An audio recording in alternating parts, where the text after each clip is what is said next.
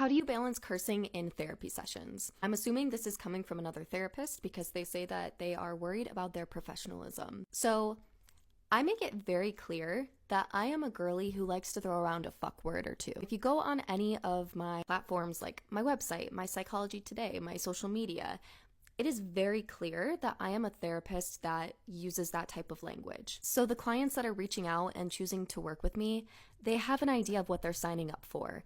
And the people who don't want a therapist that swears, they're not going to reach out to me and they're going to look for somebody else that's a better match for them. I've been a therapist for about 5 years now, and what I have learned over that time is that I will no longer be an inauthentic version of myself to please clients. I don't know if that's a controversial take or not, but what I have learned in my 5 years of being a therapist is that when I show up as my most authentic self, I'm more present and I provide more effective treatment for my clients. And I think they can feel that too. In the past, I used to kind of mask parts of myself and I felt like such a fraud.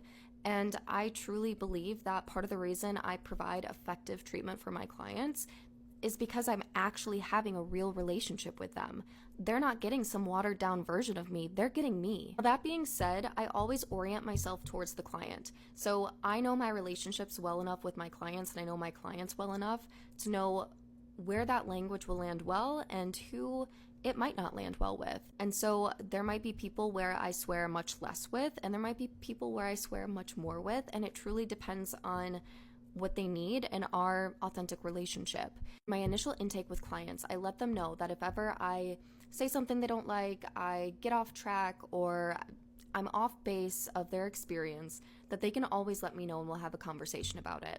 So hypothetically, if a client did have an issue with how much that I was swearing, there's an open invitation for them to provide any feedback about our work together. And I would, of course, process that with them and orient however I needed to continue working with them in a way that was beneficial.